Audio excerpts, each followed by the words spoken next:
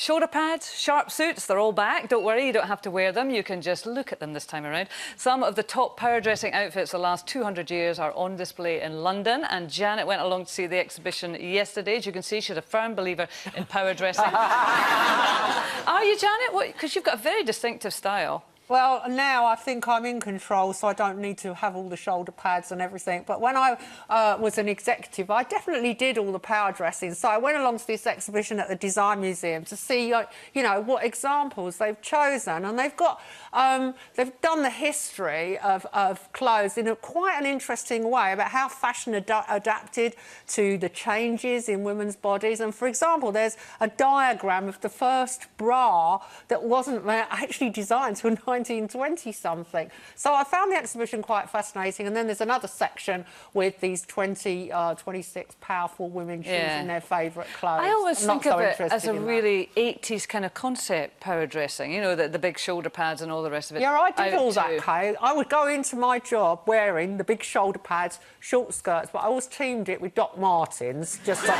you know, to put the subliminal message out I was going to kick them in the ghoulies if they didn't do what I wanted.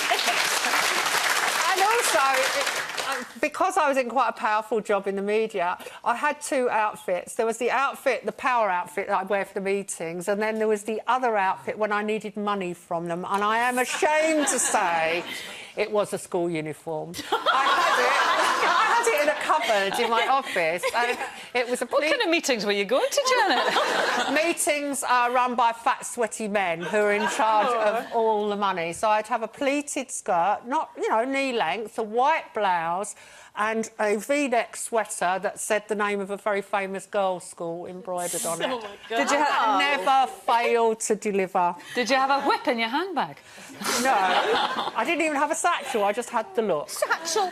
Do you? I mean, I say it's an 80s thing. I mean, obviously you're younger, Jamelia. Do you do the power dressing? That's what I find funny. When you hear the statement power dressing, you always think of shoulder pads and 80s, but I don't. I think it's just whatever gives you that confidence. I mean, for me, I definitely use my clothes to communicate and for instance, when I'm on stage, when I'm performing, it's, you know, there's a certain, I don't know, for me it's kind of like a short skirt and heels or whatever like that. To me, it means, you know, I'm here to perform. But then there might be, I don't know, I might be in a meeting and want to be taken seriously, and I still see that as power dressing as well. Whereas where I wouldn't wear what I would wear on stage, but it's still a form of me, I don't know, me giving myself confidence and also me saying, you better take me seriously.